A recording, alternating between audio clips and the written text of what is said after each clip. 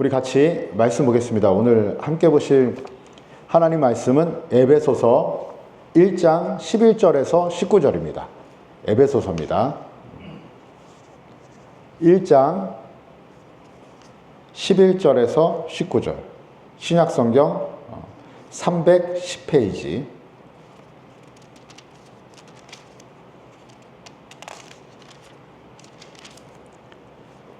에베소서 1장 11절에서 19절. 찾으셨으면 우리 한 절씩 교독하도록 하겠습니다. 모든 일을 그의 뜻의 결정대로 일하시는 이의 계획을 따라 우리가 예정을 입어 그 안에서 기업이 되었으니 이는 우리가 그리스도 안에서 전부터 바라던 그의 영광의 찬송이 되게 하려 하심이라. 그 안에서 너희도 진리의 말씀 곧 너희의 구원의 복음을 듣고 그 안에서 또한 믿어 약속의 성령으로 인치심을 받았으니 이는 우리 기업의 보증이 되사 그 얻으신 것을 속량하시고 그의 영광을 찬송하게 하려 하심이라. 이로 말미암아 주 예수 안에서 너희 믿음과 모든 성도를 향한 사랑을 너도 듣고 내가 기도할 때에 기억하며 너희로 말미암아 감사하기를 그치지 아니하고 우리 주 예수 그리스도의 하나님 영광의 아버지께서 지혜와 계시의 영을 너희에게 주사 하나님을 알게 하시고 너희 마음의 눈을 밝히사 그의 부르심의 소망이 무엇이며 성도 안에서 그 기업의 영광의 풍성함이 무엇이며 다 같이 그의 힘의 위력으로 역사하심을 따라 믿는 우리에게 베푸신 능력의 지극히 크심이 어떠한 것을 너희로게 하시기를 구하노라. 아멘. 오늘 말씀의 제목도 우리 같이 읽어볼까요? 시작. 하나님의 열심. 지난주는 하나님의 선물인데 하나님이 우리에게 선물로 구원을 허락하셨어요. 그죠? 구원을 허락하시고 자녀 삼아주시고 영원한 하나님과 우리가 영원히 동행할 수 있는 삶의 길을 열어주시는 그 선물. 그래서 결론적으로 가장 큰 선물은 무엇이라고 했을까요? 지난주에 가장 큰 선물은 하나님 그 자체다. 하나님이 우리에게 임하셨고 오셨다. 그 하나님을 바라보고 누릴 수 있어야 된다. 그래서 하나님 저는 이게 부족합니다. 저게 부족합니다. 부족할 수 있지만 우리는 무엇으로 감사할 수 있다? 하나님이 함께 계셔서 감사하고 다행입니다라고 우리 고백할 수 있다라고 했는데 그 하나님이 우리에게 하나님의 열심이라는 말이 저는 조금 이해도 좀 안 되기도 하지만 하나님의 열심이라는 말을 표현해도 될까라는 생각을 하게 되는데 말씀의 제목을 삼은 것은 이 바울 사도가 이 에베소서 1장의 이 말씀을 이어가는데 막 너무 이 내용 자체가 읽기에도 하나하나 소화하기 힘들 만큼 벅찰 정도로 이 바울 사도의 이 마음에 이 영적인 충만함이 느껴지는 이 1장이에요, 사실은. 그래서 여러분들이 이제 가만히 이해하면서 읽으려고 그러면 벅차다. 이분 정말 은혜 충만하구나. 이런 생각이 들 거예요. 아니 그냥 읽으면 그런 생각이 들어요. 그냥 읽으시면 여러분 느껴져요. 그냥 읽어볼까요? 읽으면 그렇게 느껴져요.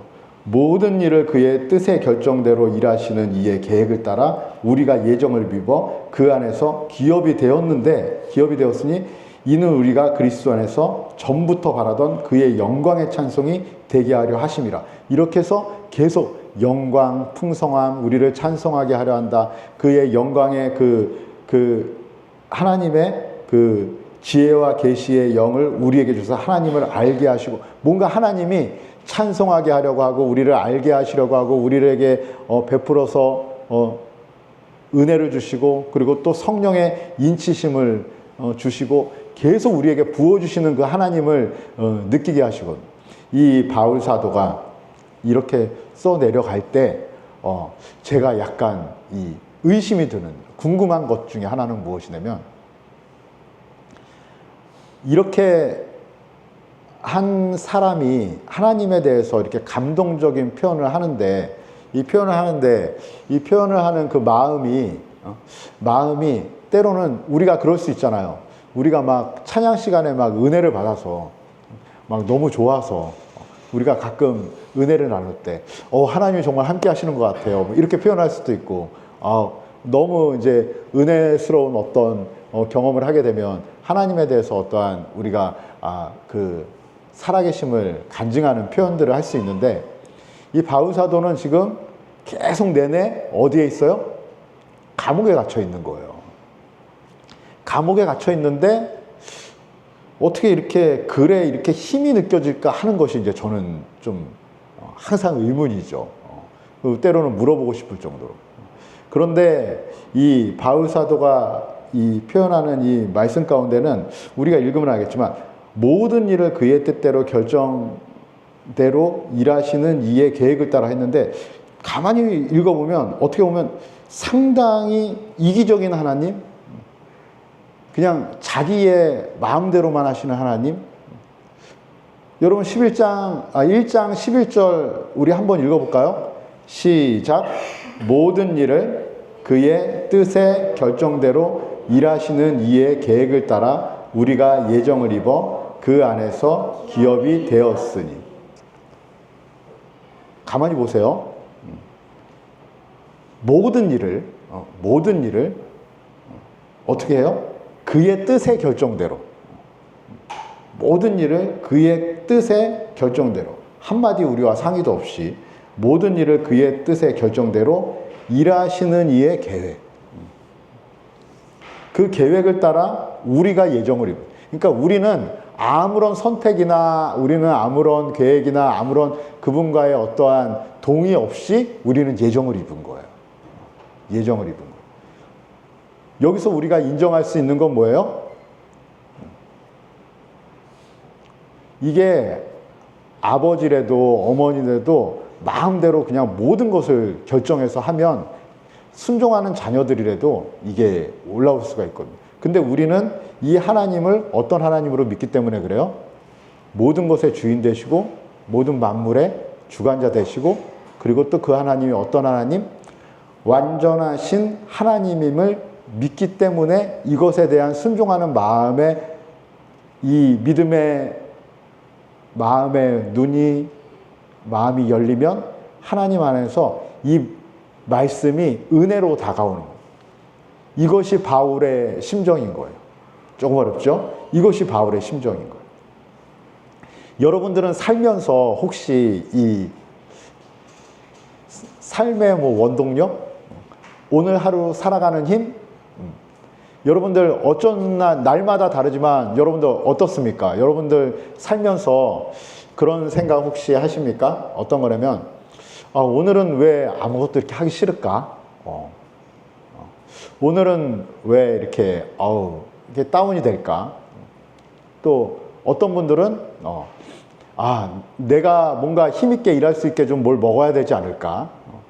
어떤 분들은 또 그 좋은 사람과 함께 하다 보면 그냥 평소에는 쫙 처져 있는 사람인데 그날은 또 어떤 날은 막 힘이 나기도 하고, 그것이 어떠한 기분에 의해서 좌우되기도 하고, 그리고 또 어떠한 건강에 의해서, 나이에 의해서. 그래서 20대, 10대의 어떠한 추진력과 저처럼 50대가 넘어가는 사람의 어떠한 추진력과 운동하고 싶은 거나 어떤 활동하는 것에 대한 그런 거에서는 좀 다르죠. 그런데 지금 이 시간 여러분들에게 힘의 원동력에 대해서 말씀하시는 것은 이 바울이 이 감옥 안에서 그의 힘의 원동력, 이 말씀을 기록하고 그 말씀을 선포하고, 그리고 자기가 가장 힘든 처지에 있는데 그 에베소의 성도들에게 찬송하라. 하나님이 우리와 함께 하시고 우리에게 너무 크신 선물을 주셨다. 그 하나님이 우리를 자녀 삼아 주셨고, 그 하나님이 우리 성령으로 우리에게 인치셨고 우리와 함께 하시고 우리를 이끌려고 하신다. 그 은혜의 풍성함이 너무도 크다. 정말 바울 사도가 우리는 신앙생활을 하다가 어쩔 때는 완전히 지칠 때가 있죠.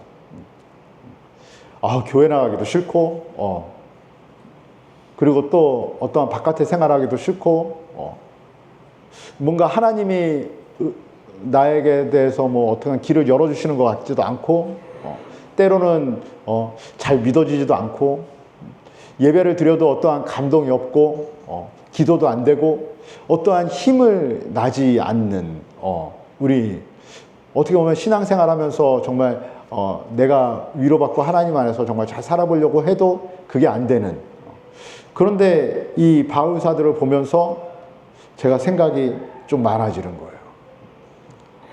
때로는 나도, 때로는 우리 성도님도 뭔가 힘있게 신앙생활을 하게 하고 싶은데, 뭔가 뜨겁게 하루하루 하나님 안에서 살아가고 싶은데, 왜 힘이 안 나는 거는 내 체력 때문인가, 내 감정 탓인가, 아니면 내가 믿음이 연약해서 그런가, 우리 성도님들이 믿음이 흔들려서 그런가, 갈등할 때가 있는데, 이 1장의 말씀을 딱 읽으면 생각이 바로 딱 정립이 돼요.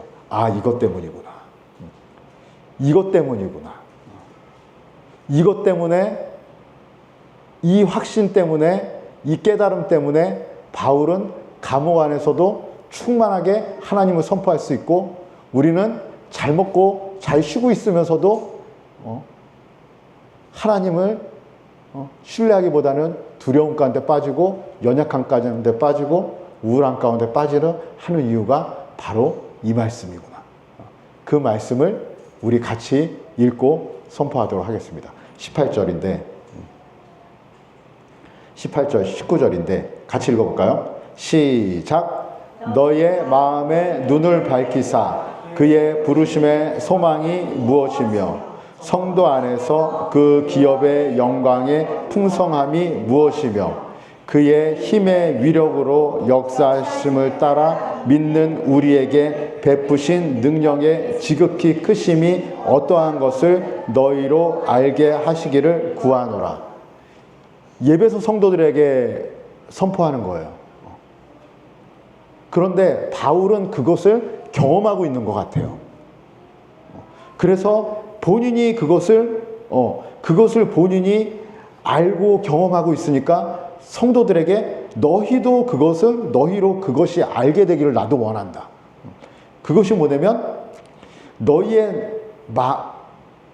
마음의 눈이 밝히 열려서, 그러니까 이 눈이 띄어서, 귀가 열려서, 너희 마음이 열려서 이것을 알게 되기 원한다. 그것은 뭐냐면 그의 부르심의 소망이 무엇인지, 그의 부르심의 소망이 어떠하게, 얼마나 귀하고 얼마나 그 부르심에 우리를 하나님께서 부르셔서 지금 이곳에서 예배드리고 하나님을 바라보게 하시는 그것이 도대체 얼마나 엄청난 것이고 큰 것이고 그 부르심의 소망이 무엇인지 안다면, 그것을 안다면, 그 기업의 영광의 풍성함이 무엇인지 안다면, 여기서 기업은 뭘까요? 사업체를 이야기하는 것이 아니라, 이게 쉬운 성경으로 보면 백성이라는, 하나님의 백성이라는 그런 것으로 풀이됐는데, 그냥 이 기업을 한자로 해석하면 터전이라는 뜻이에요. 터전. 기업이 아니고 터전이라는 뜻인데, 사업체가 아니고, 그것은 무엇이냐면 우리가 하나님 안에 그 터전, 우리가 그 가나안 땅의 터전으로 가려고 하잖아요. 왜 그럴까요? 애굽하고 가나안은 다르죠. 애굽에서는 식민지, 가나안은 젖과 꿀이 흐르는 땅. 우리가 하나님 안에 거해서 하나님 안에 터전에서 산다라는 것은 뭘까요? 그동안 우리가 예를 들어서 그냥 시골에 사는 사람들이 서울로 가려고 막 하잖아요. 또 서울에 사는 사람은 강남에 집 한 채 얻으려고, 삶의 터전이 바뀌면, 그 터전이 바뀌면 우리의 삶에 어떠한 모든 것이 바뀐다라는 마음이 생기죠. 그래서 그곳으로 가잖아요. 그러니까 우리가 이 기업은 무엇이냐면 예수님 안에서 살아가는 우리들, 그동안은 하나님을 잘 모르고 세상 가운데 살아가는 그 세상의 터전 가운데 살았다면, 우리는 지금 어디서 살아요? 하나님의 안에서, 하나님의 보호하심 안에서 하나님을 바라보고 사는 이 바운더리, 이 터전, 예수님 안에서, 하나님 안에서 살아가는 이 기업의 영광의 풍성함이 무엇인지 안다면, 그리고 19절에 보면 그의 힘의 위력으로 역사하심을 따라 믿는 우리에게 베푸신 능력의 너무 길어요. 우리에게, 그러니까 표현하는 거예요, 바울 사도가. 그의 힘의 위력으로 역사하심을 따라 믿는 우리에게 베푸신 능력의 지극히 크심이 어떠한 것인지 너희가 안다면. 그러니까 우리가 하나님의 그 은혜와 하나님의 베푸심과 하나님의 사랑과 하나님의 크심과 하나님이 우리를 향한 그 열정과 열심과 그것을 우리가 안다면 우리는 그 힘으로 이 땅을 살아갈 수 있는 거죠.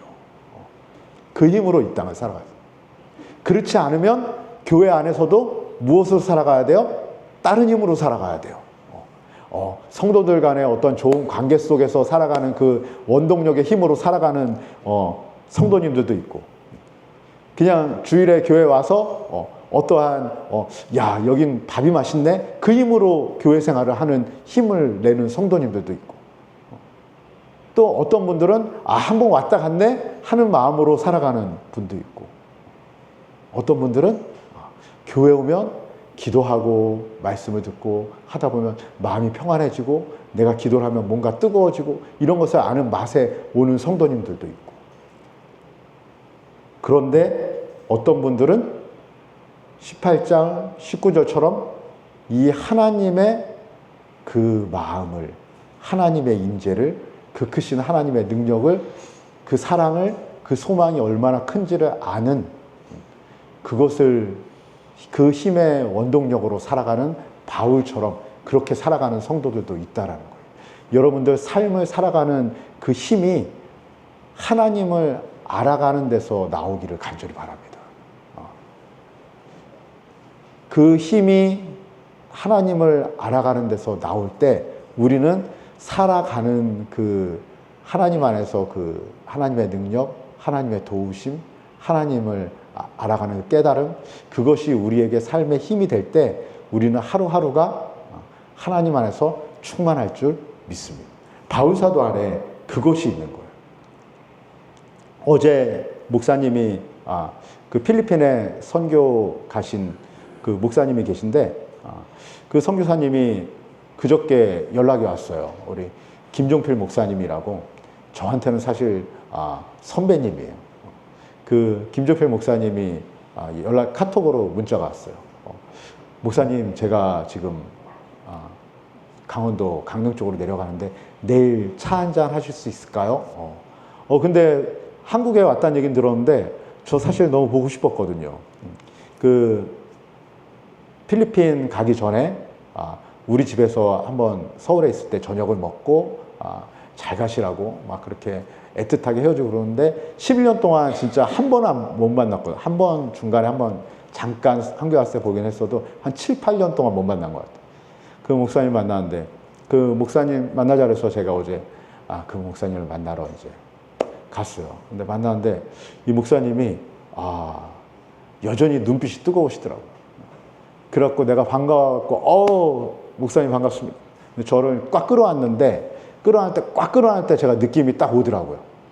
야, 이분 힘드시구나. 내가 많이 반가웠구나. 참 힘든 시간을 보내셨구나. 이런 마음이 오더라고요. 그 목사님하고 얘기를 나누는 가운데 뭐 우리 교회 이야기도 하고 뭐 여러 가지 이제 이야기를 막 정신없이 한 2시간 정도 서로 막 이야기를 하는데 이 목사님이 얘기 가운데 이런 말씀 하시더라고요. 사실은 그곳으로 가면 돈을, 다른 수입원은 없어요. 그냥 그 한국에 있는 교회들이나 지인들이 보내는 헌금 외에는 다른 수입은 없어요. 그걸로 이제 생활을 하셔야 돼요. 그 헌금이 끊기면 조금 줄여서 살게 되고, 그 헌금이 좀 더 오면 좀 더 먹을 수 있고. 그런데 그 개척을 하시면서 그 10년 동안 조금씩 모으셨나 봐요. 왜 그러냐면 그 있는 곳이 임대로 있었던, 한 달에 10만 원씩 주면서 있는 곳인데, 그곳에서 예배를 드리는 거예요. 근데 이제 지붕이 없는 곳이라 마당에 이제 천막을 치고 그곳을 10만 원에 빌려서 이제 생활을 하시는데 안에는 한 10평 정도 있대요. 그래서 이제 마당에서 예배 드리는데. 그래서 한 11년 동안 모으신 거예요. 모으신 금액이 이제 11년 동안 이제 생활하면서 모아야 되니까 3천만 원을 11년 동안 모은 거예요. 3천만 원. 진짜 아끼면서 모은 거예요. 그래서 3천만 원을 가지고 올 초에 땅을 사셨어요. 근데 저희가 지난 작년 말에 무지개교회 헌금이 좀 많이 들어와서 성경금을 좀 보내야겠다 그래서 그곳에 성경금을 좀 보냈거든요. 근데 어쨌거나 이제 그 목사님이 연초에 3천만 원을 가지고 땅을 사신 거예요. 땅을 산 이유는 저기다가 우리도 교회를 지으리라. 교회를 지으리라. 그래서 땅을 사셨어요. 3천만 원을 모은 돈을 가지고 3천만 원을 그대로 땅을 사셨는데 우리는 보통 한국에서는 계약금을 몇 퍼센트 정도 걸죠? 한 10% 정도 걸잖아요. 그래서 만약에 그 3천만 원이면 한 300만 원 정도 계약금을 걸잖아요. 필리핀은 보통 50%를 걸어야 된대요. 계약금을. 그래서 1,500만 원을 걸었어요. 1,500만 원을 계약금을 걸고 이제 1,500만 원 이제 잔금이 남은 거죠. 그래서 그 땅을 보면서 너무 행복해갖고 매일 왔다 갔다 그러는데 그 옆에 사는 할아버지가 거기 왜 이렇게 왔다 갔다 하냐. 저희가 여기가 이제 땅을 계약해서 땅을 살라고 그러는 그 땅이 다 그 사람 땅이 아닐 텐데 딱 그러시는. 그래서 이 목사님이 갑자기 생각을 알아본 거죠. 그제서야 관공서 가서 뛰어보고 한 거죠. 절반은 그 사람 땅이 맞는데 절반은 다른 사람 땅인 거예요. 속아서 산 거예요. 그래가지고 가서 따진 거예요. 따졌는데 그러면 취소해라. 그러는 거예요. 그 주인이. 그래서 1,500만 원을 돌려주십시오. 돌려줄 수 없다. 계약을 취소하면 그건 돌려줄 수 없는 돈이다. 그래가지고 이 목사님이 너무 억울하고 속상해서 11년 동안 모은 돈의 절반이잖아요. 1,500만 원. 너무 억울해서 변호사를 선임하겠습니다. 우리 법적으로 가겠습니다. 그래서 법적으로 이제 가야 되는 상황이 되니까 그 사람이 그러면 법에서 판결 내리기 전에 우리 좋게 좋게 합의합시다. 그래서 변호사 데리고 합의해서 1,500만 원에서 700만 원만 받기로. 필리핀은 그렇대요. 필리핀은 그렇대요. 700만 원만 받기로. 그렇게 합의를 하고 그냥 그 땅을 안 사기, 이제 못 사는 거죠. 안 사기로 하고 700만 원만 받기로 했는데 700만 원 안 주는 거예요. 그래서 며칠이 지나고 한 달이 지나서 700만 원 왜 안 주십니까? 했더니 700을 줄 수가 없다. 300만 주겠다. 그러니까 이 목사님이 이제 병이 난 거예요. 자기 돈도 아니고 헌금을 차근차근 모아서 11년 동안 모았는데 300을 주면 1,200만 원이 나가면 이제 1,800만 원 갖고 뭘 사겠어요.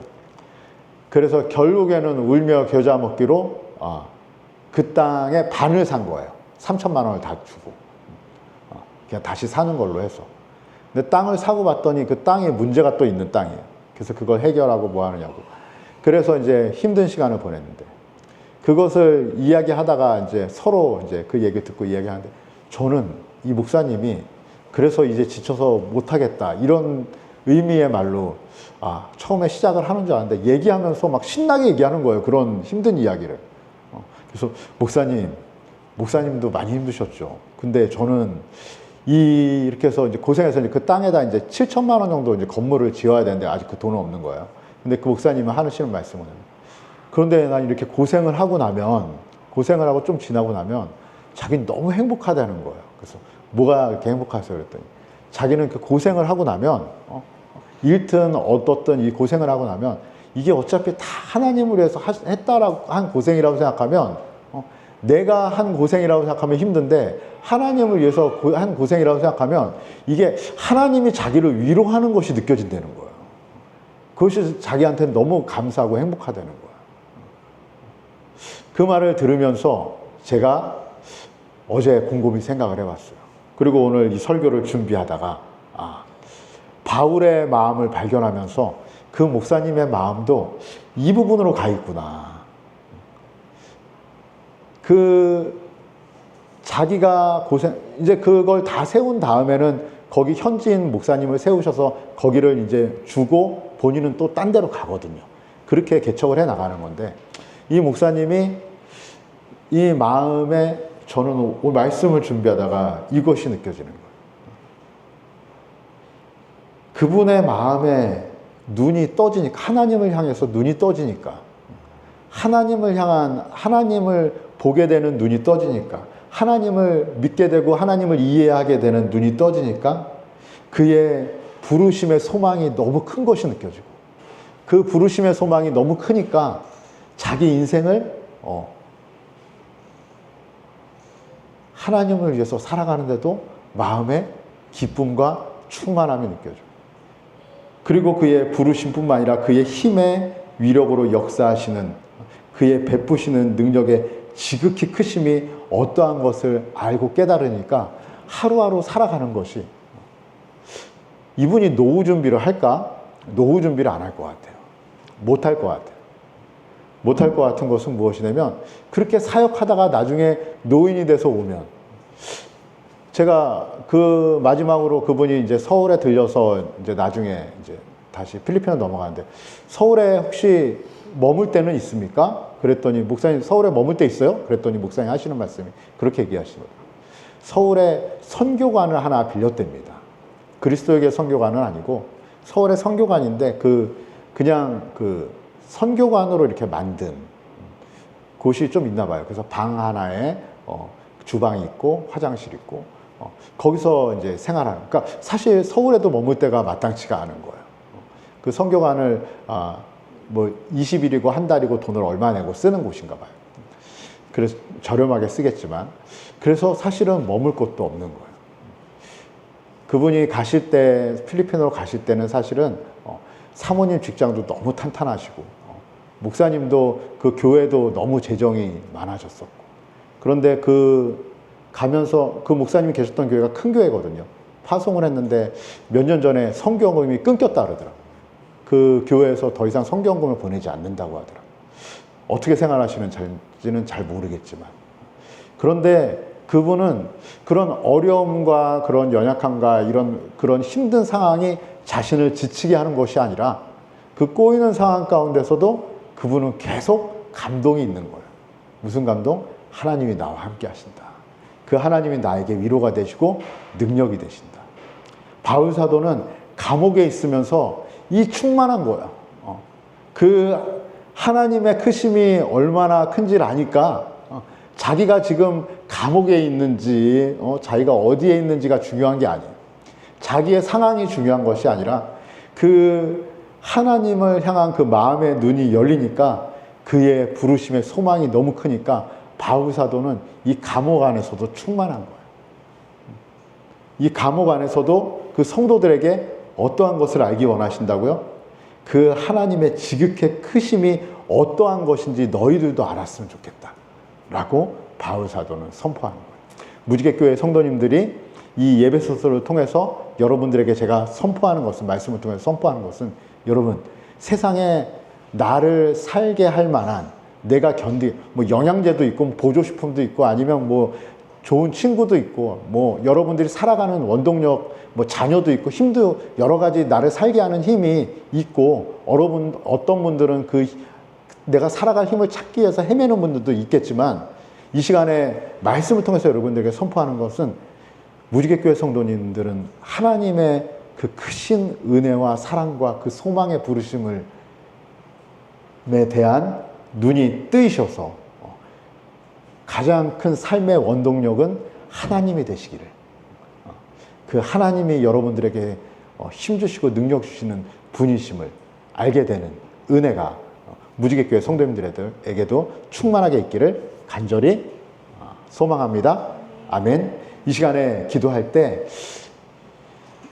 이 기도가 여러분들에게 있었으면 좋겠습니다. 하나님, 제가 하루하루를 살아가는 힘이 하나님을 알아가고 하나님을 경험하는 그 은혜의 힘이 내 삶의 원동력이 되어지기를 원합니다. 하나님, 제가 어떠한 것이 주어져야지, 어떠한 것이 해결돼야지 내가 이제 좀 살 것 같은 힘이 생기는 것이 아니라, 상황은 여전히 그대로 고난과 어려움일지라도 하나님으로 인해서 내가 충만하고 하나님으로 인해서 내가 기쁨과 감사가 넘치는 그 은혜가 있기를 바랍니다. 이 마음으로 우리 말씀 생각하면서 기도하는 시간을 갖도록 하겠습니다. 우리 다 같이 기도하겠습니다.